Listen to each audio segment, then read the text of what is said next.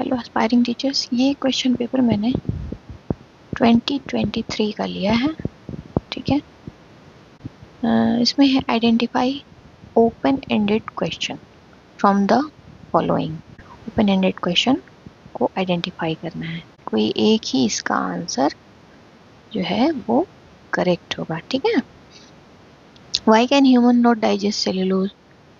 Human जो है cellulose को क्यों नहीं डाइजेस्ट कर सकते हैं, पहला ऑप्शन। दूसरा है what would happen if humans could digest cellulose? क्या होगा अगर ह्यूमन जो है वो सेलुलोज को डाइजेस्ट कर लें। ठीक। तीसरा ऑप्शन है name any 5 organisms that can digest cellulose. 5 organism के नाम बताइए जो डाइजेस्ट कर सके किसको, सेलुलोज को। What is cellulose made up of? Cellulose बना किसका होता है। ठीक है, तो यहाँ पे अगर एक ही आंसर सही है तो मैंने तुमको पहले भी ट्रिक बताई थी कि उस ऑड ऑप्शन को ढूंढना है जो तीनों से अलग हो।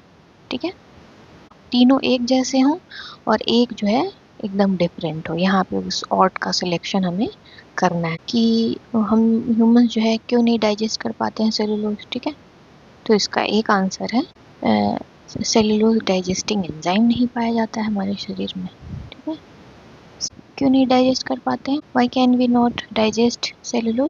पाया जाता है कि नहीं पाया जाता है, तो वो नहीं पाया जाता है। ठीक है, उस एंजाइम का नाम है सेल्यूलेज। क्लियर है? हम सेलुलोज को क्या करने लगे, डाइजेस्ट करने लगे, तो हमारे हम ह्यूमंस के साथ और क्या क्या चीज़ें हो सकती हैं। तो कोई स्टूडेंट क्या होगा, इसका आंसर कुछ एक प्रकार से देगा, दूसरा स्टूडेंट इसका आंसर दूसरी प्रकार से दे सकता है, तीसरा कुछ और बोलेगा, चौथा कुछ और बोलेगा। ठीक है, वो अपनी जितनी भी प्रायर नॉलेज है जो स्टूडेंट ने समझा सीखा है क्लास में, चाहे वो किसी भी सब्जेक्ट के पॉइंट ऑफ व्यू से हो, वो उस आंसर को देने की कोशिश करेगा उस लिंक से जोड़ते हुए। ठीक है, तो ये हो सकता है इसका आंसर, यानी कि इसका एक आंसर नहीं होगा। ये बात क्लियर हो रही है? Name any 5 organisms that can digest cellulose. 5 organism के नाम बताने हैं हमें। ठीक है, जो कि सेलुलोज को डाइजेस्ट कर सके। ये कि सेलुलोज को पाया कहाँ जाएगा, तो प्लांट्स में पाया जाएगा भाई। और प्लांट को खाने वाले जीवों को हम क्या कहते हैं, हर्बीवोर्स बोलते हैं। यानी कि हमें 5 हर्बीवोर के नाम बताने हैं। ये तो बहुत आसान है, गोट, शीप, रैबिट, है ना। अगला है कि what is cellulose made up of? Cellulose किससे मिलके बना होता है सेल्यूलोज ये ग्लूकोज से मिलकर बना होता है। ठीक है, इसका बनता किससे है, तो इट इज कंपोज्ड ऑफ या it is made up of glucose. Right, पचा क्यों नहीं पाते हैं सेल्यूलोज को, ये भी हम बता लिए। हमने बताया कि नेम 5 ऑर्गेनिज्म जो कि सेल्यूलोज को डाइजेस्ट कर सके हैं, ये भी हमने बता लिया। लेकिन एक ऐसा क्वेश्चन यही था सर, कई तरह से इसके आंसर बन रहे हैं। कैसे? What would happen if human could digest cellulose? कि अगर हम इंसान सेल्यूलोज को क्या करने लगे, डाइजेस्ट करने लगे। ठीक है, तो क्या होगा? ग्रुप ऑफ स्टूडेंट्स हैं क्लास में, बहुत सारे बच्चे हैं, सब अपना अपना जवाब देंगे। ठीक है, एक स्टूडेंट कह सकता है कि क्रॉप पे हमारी डिपेंडेंसी क्या होगी, जो फसलों को हम खाते हैं, फसलों को हम कंज्यूम करते हैं, उन पे हमारी डिपेंडेंसी क्या होगी, घट जाएगी। एक ने कुछ ऐसा बताया। ठीक है, डिपेंडेंसी क्या हो जाएगी, डिक्रीज कर जाएगी फसलों पे। ठीक है, एक ने कहा कि अगर हम हर तरह के प्लांट खाने लगे, केवल फसलों को ही ना खाएं, तो हमारी डाइट जो होगी, हमारी डाइट में क्या हो जाएगा, फाइबर की मात्रा क्या होगी, बढ़ जाएगी। एक बच्चा कहता है कि अगर हम हर तरह के ग्रीन प्लांट्स खाने लगे तो क्रॉप का जो वैल्यू है ना, घट जाएगा। क्यों? क्योंकि केवल हम इसी पे डिपेंडेंट नहीं है ना, हम और भी चीज़ें खा रहे हैं उसके साथ, तो ये इतने महंगे नहीं रहेंगे। बात समझ में आ रही है? तो हर स्टूडेंट अपने अपने तरीके से उसका जवाब दे सकता है। कोई स्टूडेंट कह सकता है कि ह्यूमन डाइट जो है वो चेंज हो जाएगा, इसलिए हमारे इंटेस्टाइन जो है, इंटेस्टाइन में पाए जाने वाले माइक्रोब क्या होंगे, माइक्रोबायोम बोलते हैं उसको, वो बदल जाएंगे। ये थोड़ी एडवांस नॉलेज हो गई। तो डिपेंड करता है उनकी प्रायर स्टडी कि किस हद तक हुई है कि वो जवाब दे पा रहे हैं।